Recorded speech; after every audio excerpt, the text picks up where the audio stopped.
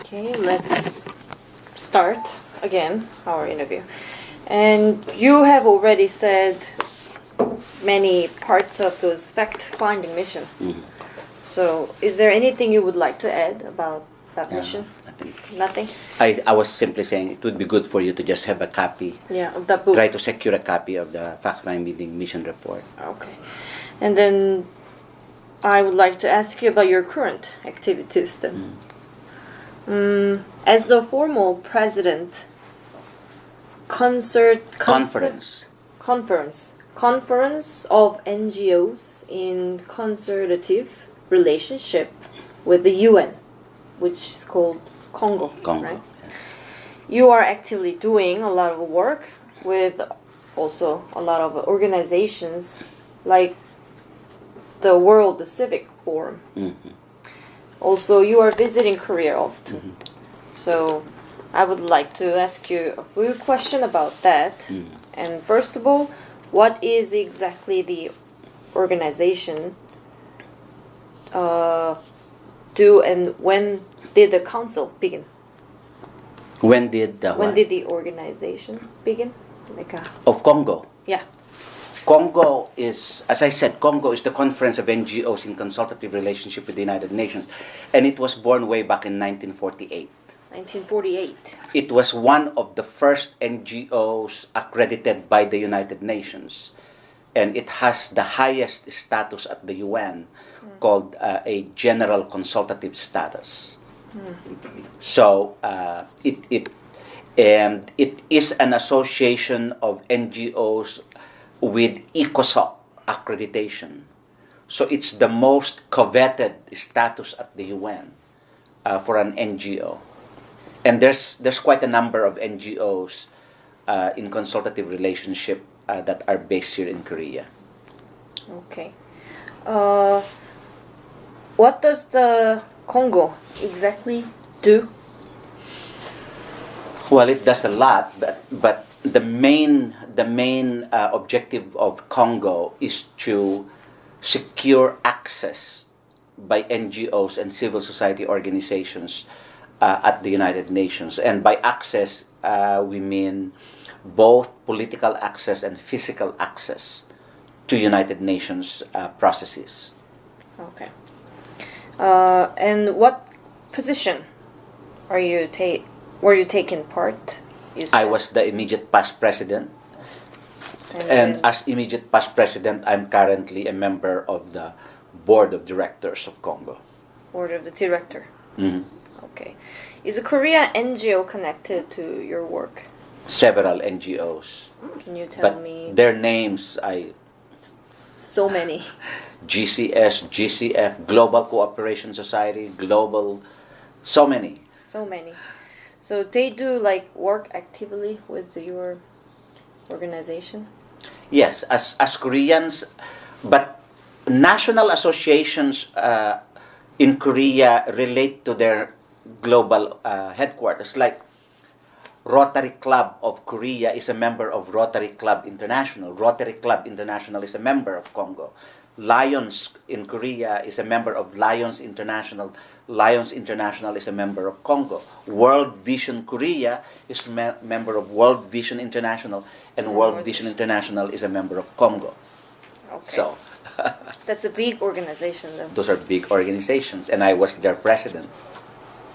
Honor to meet you. No, And I'm just me. Don't worry.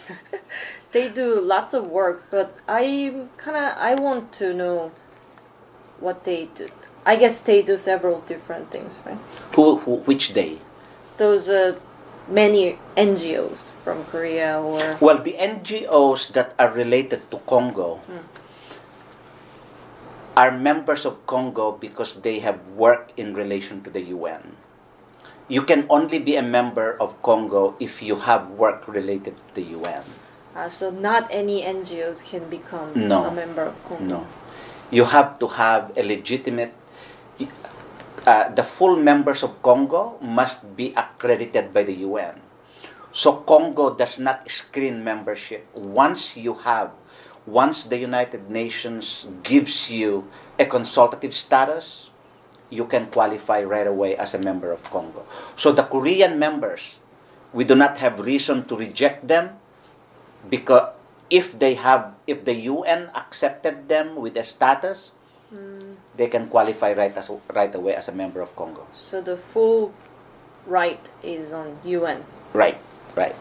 It's the UN that gives you first the status, and then you can become a member of the conference. Do you know what kind of a standard does UN have to approve?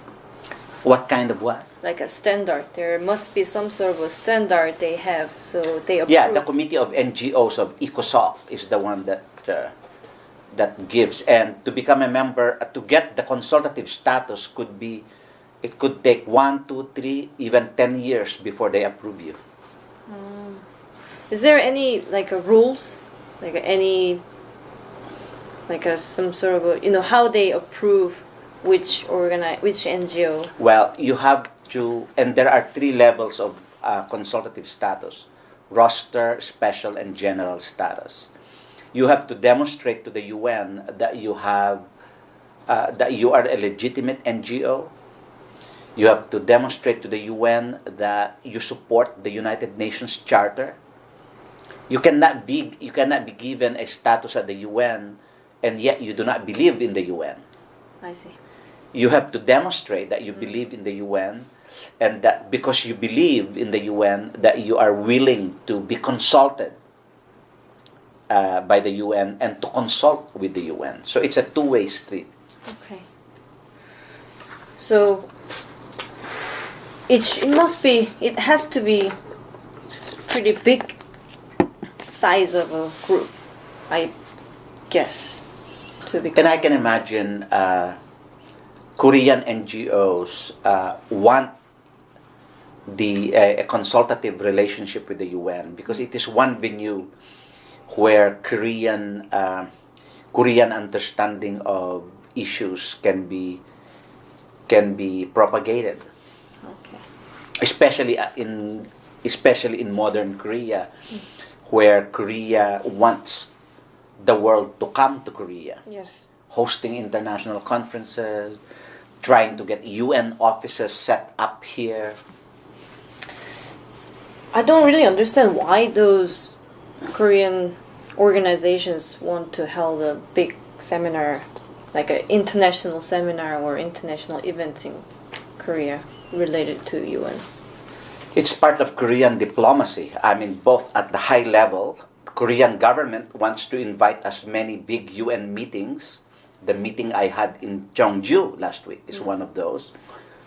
Mr. Ban Ki-moon was the opening speaker himself. I got to shake his hands last week. Nice. So, at the highest level of government, it wants that. But at the level of what is called grassroots diplomacy, you want people of the world to come and see what is happening in Korea. And how developed. And each NGO will have their own reasons for why they want to do that. Okay. UMC United Methodist Church, yeah. and NCC co-held a seminar which stated practice justice and peace on Socially Weak. Where is that? Where did you find that? From my question list. Do you know about this seminar? I don't particularly. Which one is that? UMC and NCC co-held the seminar. United Methodist Church. And NCC. Which NCC? NCC Korea? NCC Philippines? NCCK Korea. And the UMC. Yes, they co-held the seminar. I heard. You don't recall? I don't particularly remember that. Okay, then we can just pass that question. Yeah. One of the reasons this project started was because of the civil uprising that occurred in June 1987. And people's resistance to the Chun Du-hwan government spread throughout the world at the time. I assume that you said you were aware of it.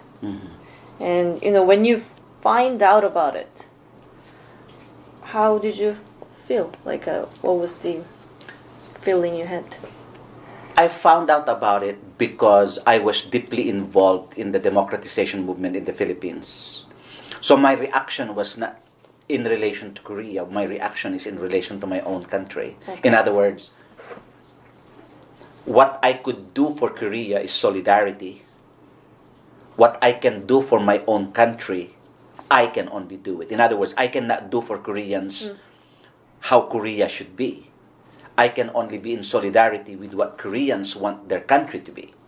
So when I heard about the uprising in 1987, that was a year after the uprising in the Philippines. So the Marcos dictatorship was ousted in the Philippines 1 year before Korea. So when it happened in Korea, we say, wow, that's what happens because eventually dictatorships fall, and that's every history proves that. Berlin Wall collapse. Maybe the division of Korea someday will be gone, but it only takes people to dream about it.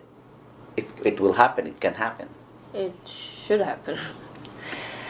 So, it's not on the question list, but you said it was just a year before the Philippine uprising happened. The Philippine uprising happened, a year before the uprising. Because yours is 87, Philippines was 86. 86. Were you involved in those uprising situation? Were you in that middle of it? It was not called an uprising. In Philippines was called People Power Revolution. People Power Revolution. People Power Revolution. And it inspired many other people power revolutions around the world, and certainly it must have inspired the ones in Korea and then the ones that happened. If you look at the history, published scholarly work on people power, they attribute that to the Philippines. The ones that happened in Europe, for example, they consider what happened in the Philippines as very influential. Yeah. Influential.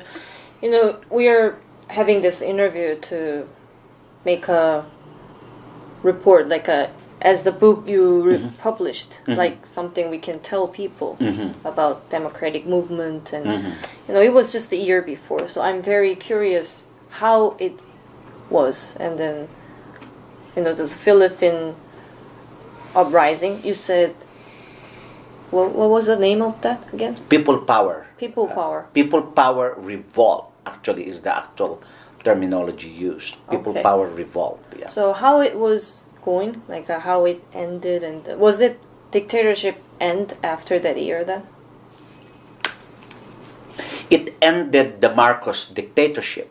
It did not necessarily end the institutions of dictatorship. So it's one thing to remove a president.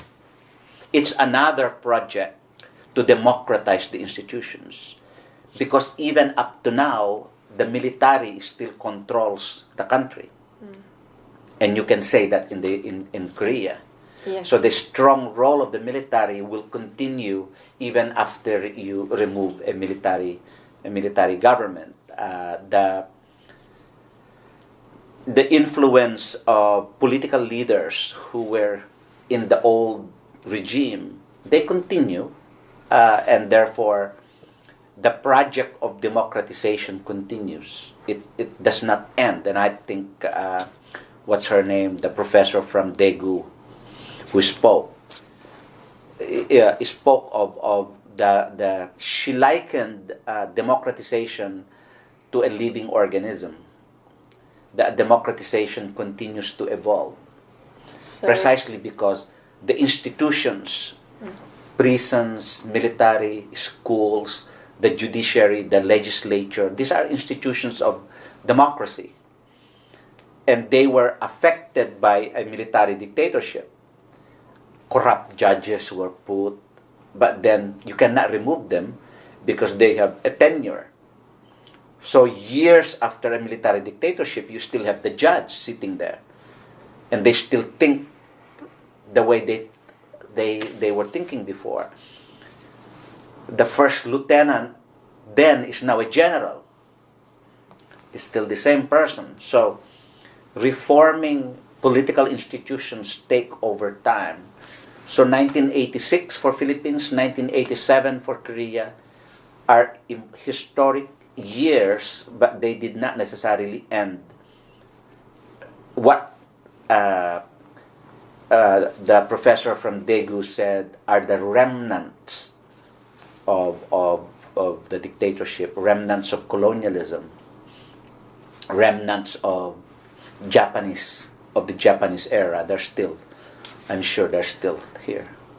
So I guess there is no such a thing, end of that kind of dictatorship or end of stuff. It's only getting weaker. There is an end in the sense that the phase of a certain phase of the governance ends, and it made possible for the opening of what is called the democratic space.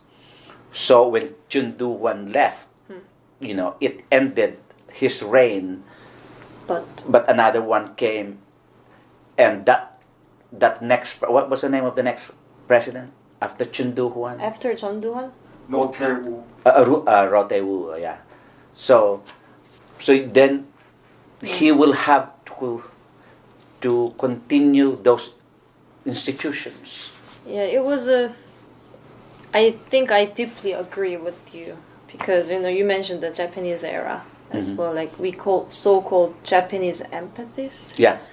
They are still taking big part of the society. So. And the business tie-up, for example. Yes. I mean, those are institutions that are very hard to change. Yeah. Yes, democracy and dictatorship always exist together. If only one side is stronger, yes, or more revealing, and it comes and goes. So, is there any stories or any memories during Philippine dictatorship under Marcos, like you would recall or you would remember? Well, as I said, I've never been in demonstrations in Korea, but I've always been in many demonstrations in the Philippines. I would like to hear about that. So, all demonstrations are either the same or they're not the same. But, so I've had my share of tear gas, I've had my share of water cannons, I've had my share of truncheons. Sometimes there are peaceful demonstrations, peaceful as in the police will not break up. I have walked miles and miles of a demonstration. I've been in a demonstration where the military and the police fired at people and 27 farmers died. I'm glad I was away from the shooting. So I did not witness the shooting itself because it's a long street demonstration, so the front was the one that was fired on. I was way back. And there were there were Methodists from the United States who joined the demonstration. So that was a memorable one. It's called the Mendiola Massacre. Mendiola. You remember, Mendiola is the street next to the Philippine Palace, Malacanang Palace. Oh, I see. And that is where the police and military fired at the demonstrations of farmers. And I think 27 were killed. That's why it's also called the Mendiola Massacre. So those are memorable moments. Yeah. But otherwise, joining a demonstration could also be it's happy. You dance, you sing, you laugh, you just keep walking, and then every once in a while, then a leader will give the chant, then you join, then after that, you again... Lots of adrenalines. Yeah, you have the adrenaline for it. Before long, you don't know that you have walked 10 miles. If they recruit me for a walkathon for 10 miles, I would say no. Because you start to imagine how far 10 miles is. But when you are in a demonstration of 20,000 people, by the time it's finished, oh my God, we actually walked 10 miles. So But it's fun when there's more. Yeah, everything you say about dark era Yeah. is not that dark as you described. It's also hoping. Yeah. And Well, maybe because, again, I attribute it to my Christian upbringing. I've always looked for hope.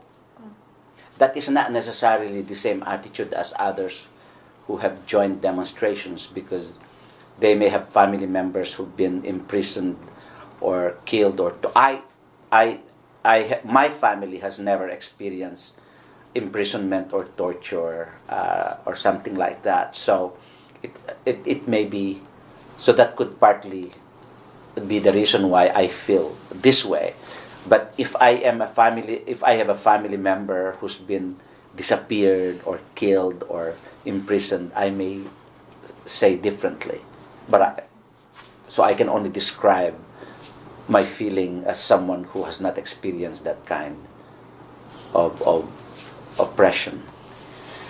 I just remembered my old teacher who taught me history. Mm-hmm. He told me once entire human history, Mm-hmm. dictatorship or occupation stuff. Mm-hmm. Those people who force other people to do what they want Mm-hmm. always lose. It only matters how long they, Exactly. because they don't have a faith. Yeah. For example, military, Yeah. they don't have a faith. They just follow orders. Right. But the opponents, Yeah. people who actually hoping for their freedom, Mm. they fight for their freedom, they do have a hope, and their family dies, they are tortured and they're threatened, but still they have a deep faith with everybody. It's fellowship.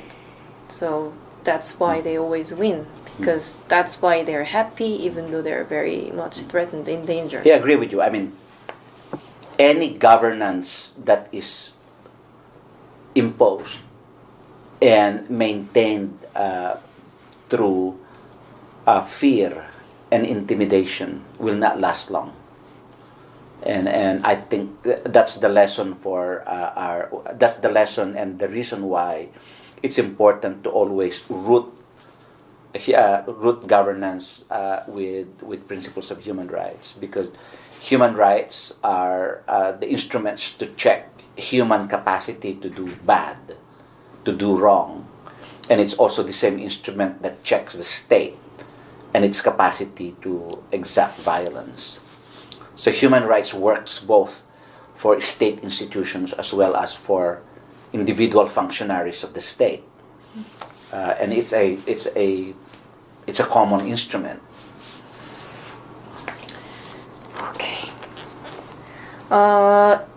There have been many voices worrying that democracy has retreated since Kim Dae-jung and Roh Moo-hyun. Say that again, repeat that. The Korean democracy. There have been many voices worrying that democracy has Retreated, okay. going backward since the Kim Dae-jung and Roh Moo-hyun government. So how would you describe the current state of democracy in Korea? Wow, that's a little sensitive there. I will not be more exact in describing it, but I think that from what I heard, for example, from Professor Victor Hsu's presentation before coming here, you've got the reality of division, and therefore Korean politics is necessarily both a national politics as well as an international politics. What that means is that democracy is not only challenged within, it's also challenged from outside, which is to say that the global conditions are imposing themselves on the Korean peninsula, so that the democratization of the people wants is influenced by what democratization is meant by U.S. foreign policy, or what the international community wants, what Western nations want. So that, for example, the what would be the resolution of the Korean Peninsula situation is you've got the six-party talks. You've got the United Nations, the United States, you've got China, you've got Soviet Union, you've got the European Union. They're all weighing on your democratization project. In other words, one way of looking at the democratization movement in Korea is that in the period soon after the uprising, leading up to Kim Dae-jung presidency, the Korean people was given an opportunity to rebuild the democratic institutions. And then, at that period, the whole issue of globalization and the onslaught of acts of terror around the world. Quite interestingly, Korea is not very much in the fight against terrorism, much like the other countries, because it is occupied with the division issue. I take issue with some statements this morning by the presenters about separating political development and economic development. That economic development is not a prerequisite to democratization. Yes. I disagree. And I disagree from the point of view of the Philippines, using it as an example. In other words, the Philippines is praised by the United States as a robust democracy. What they meant is political democracy. But there's no economic democracy in the Philippines.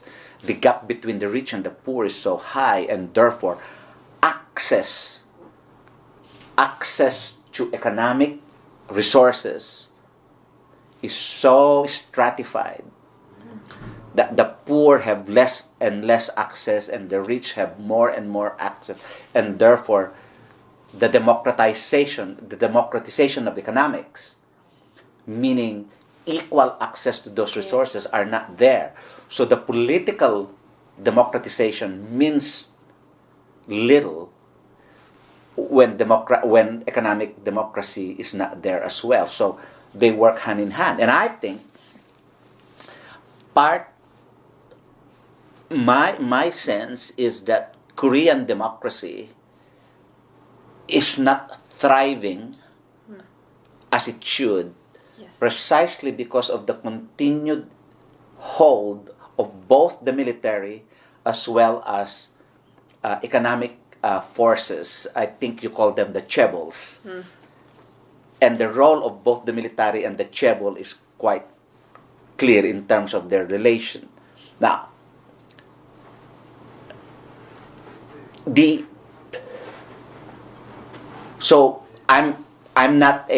don't do research, as I said, so that I'm not as precise in terms of describing whether the democratization movement in Korea has gone down or retreated from Kim Dae-jung's time. What I do say is that the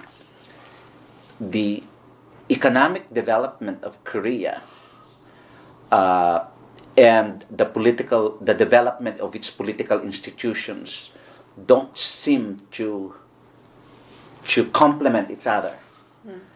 And I think one of the topics in this seminar is important in terms of, can Korea contribute to the democratization of the world? The prior question is it ready to provide a model for democratization? If the current understanding is that democratization is on the retreat, then why should it help the rest of the world? And I think only the Koreans can answer that. I think that including the role of the ecumenical movement in the democratization of Korea is an important part of the history. I hope that it was done not only because Park Sang-jung, being the president, was part of the ecumenical movement. I hope that the larger Korean community will appreciate the role of the ecumenical movement, not because it is church or Christian, but because if this history, including mine, will be written, it will indeed show that the Christian community worldwide helped. Now,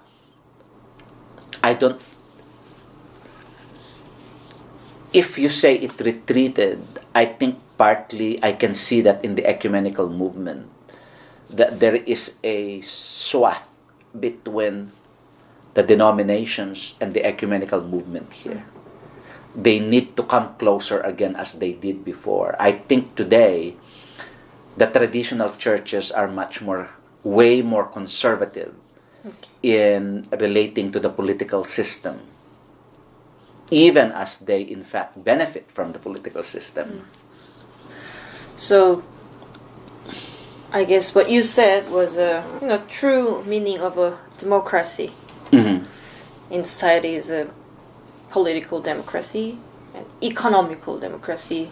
So access to political institutions plus access to economic resources equals true democracy. Now, that is not to say also that democracy involves a culture of peace, a culture of trust, a culture of participatory participation, etc. So, to the degree that certain sectors of Korean society would say, we do not have as much access to economic resources as the chaebols, then that's a commentary on democratization. Because again, in my definition, political, economic, social, and cultural institutions have to be all in sync to make that democracy happen. Also, maybe we can put it that way, like before when you were a student and then you were a part of the student movement, that era, democracy means freedom. We can say that. Being able to participate in shaping the destiny of a nation. Yes. That's an important part of the democratic process. And, the world has been changed. Entire world, the economy gone up, and, countries, technology advanced. And now democracy can be economically like an economy democracy. Where people can access, like everybody can access equally. So maybe it sounds pretty hard where those two meet together, because as you say, those gap between the poor and the rich is so big these days. Doesn't seem like it's gonna meet in the middle. Well, it's not a question of meeting in the middle, because I'm not an economist. I don't know how to produce the middle. I think your immediate question your people should be able to know whether every family is able to put their children to school. And if they're able to put their children to school, are they able to put them equally into the same school? Or are others going to the public school, and others are going to the private school? How many of the students are having, private tutors, and how many cannot afford to have private tutors? So, you've got indicators of access to economic resources, and then a satisfaction level of people with respect to how government are providing, I don't know if you use the term here, social safety nets. Assurance that you will have food, shelter, clothing, education, medicine, etc. Available for you when you need them. Okay. Democracy can mean like... It is a messy thing to do. Yeah. Complicated. But then every government says they are a democratic, so they better show for it. Yes. I think they are still thinking the democracy back Yeah. then. See, the irony is, governments say we are democratic. The people will say, well, you better prove it. And they will have to demonstrate to make sure that government prove it. And then they start to stop the demonstration. Then they start to become undemocratic. Yes. Like health insurance in the States. Yeah. Okay. So I guess you have met a lot of Koreans throughout your... I've been blessed to meet several. Any experience you want to share? Like any specific person that you can recall? Except those Park Sang-jun, Dr. Park Sang-jun? Well, I said earlier that I've been blessed to have met great ecumenical leaders from Korea.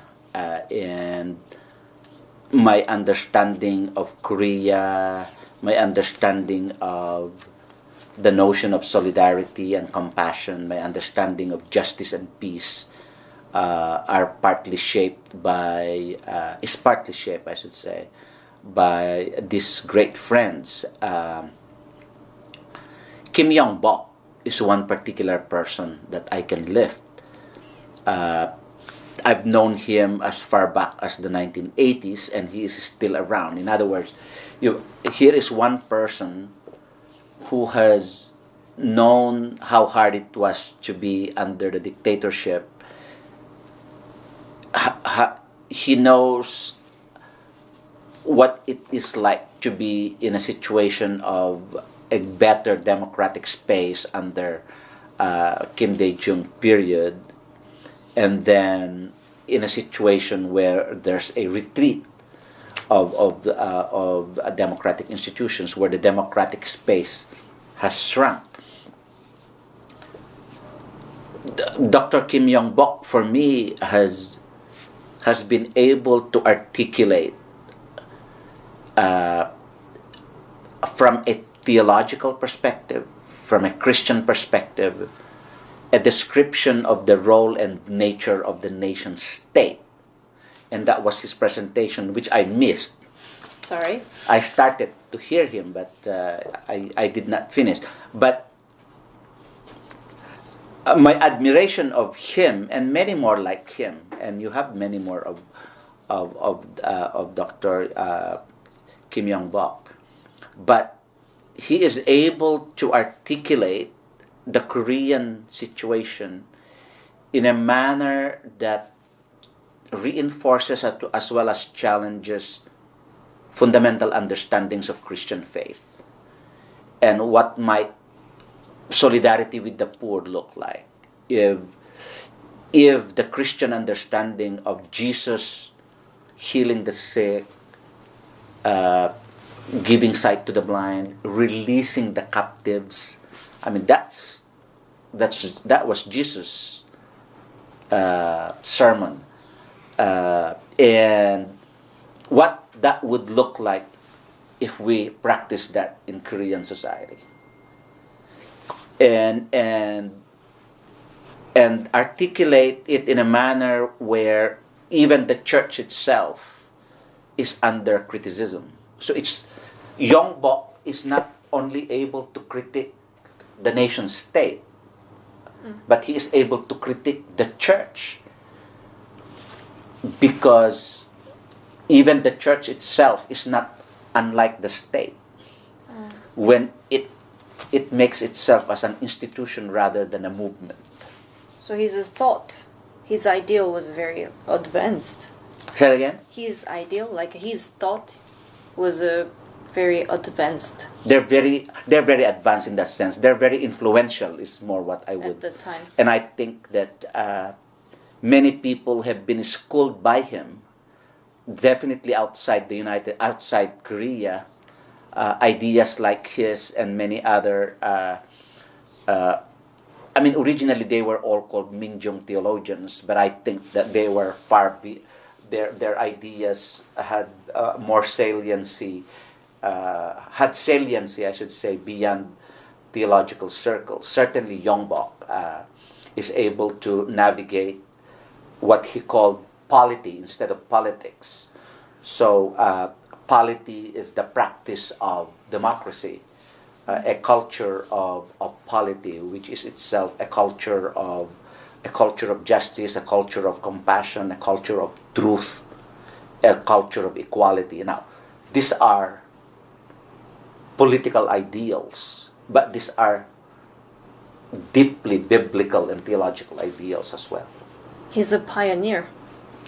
Pioneer in that sense. I mean, he has many original thoughts, as certainly other people, women theologians here, like Hyun Jube, are trailblazing in terms of the role of women in Korean society, a very deeply patriarchal society.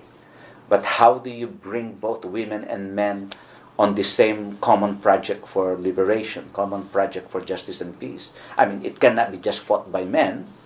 It has to be fought by women. And certainly the democratization, for it to be truly democratic, it must include both men and women. Yes.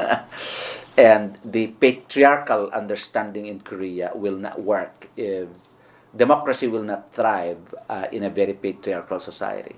Okay. Again, You're getting tired. No, I'm not. Oh, I look tired. I think I'm tiring you. No, you're not.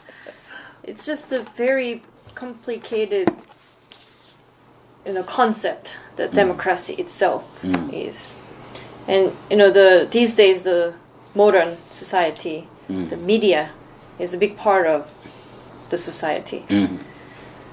Do you think there is any close relationship between democracy and the media? Oh, a pillar of democracy is a free press. Free press. I don't have very direct knowledge of the workings of the Korean press at the moment, but certainly a pillar of democracy is not only freedom of thought and freedom of conscience, but being able to protect the institutions that make freedom of thought and freedom of the press possible, and the media and the media would be key to that. Once media works for all interests, it is when media is used by a single interest that media is imperiled, and therefore media should be free to expose and write and report on any aspect of human society. Once that is compromised, then democracy as a whole is compromised. So the control of media by corporations, the control of any media outlet by military interests, the control of media by any politician, the control of media by any sector of society is a threat to democracy. Yeah, just the one worry is it's pretty hard to know if the media is compromised or not, because I myself, as a young generation, can witness a lot of people around me say stuff and think differently. They don't even know what is their real thought, because what they see on so-called social media these days, it's like controlling their... There are traditional mechanisms to check that. For example, proof of ownership. It's called media audit. But those traditional instruments of audit do not necessarily always show, because someone who is very rich can give it to someone who is not as rich, and then this person is the one who will register as the owner. In reality, it's the rich person who owns it, and therefore the interest of this rich person will always be protected, and anything wrong that person does will never be reported in that newspaper or television, because they know that he or she is the owner. But there are alternative measures now by NGOs that audit the media, and those are important for democracy to thrive. Yeah. Okay. Is there anything you would like to add to this interview today? Nothing more except to Nothing simply more? say that I Okay. thank you for including my oral history to the history of the democratization movement of Korea. I really It's a appreciate. very simple, humble contribution, and I hope. I also really appreciate for this interview because not only I had this chance to meet you, and I was obviously reading script and maybe I added some more questions, but I feel like I have learned a lot Thank through you this very interview much. today. Thank you. And it was honor. Okay. Yes. And yes, thank you again for your time and knowledge. And please enjoy your stay in Korea. Most welcome. Thank you. And we are very sorry you missed your conference. I will have to ask you to summarize that for Okay. me. I will leave my phone number. Thank you, sir. Most welcome.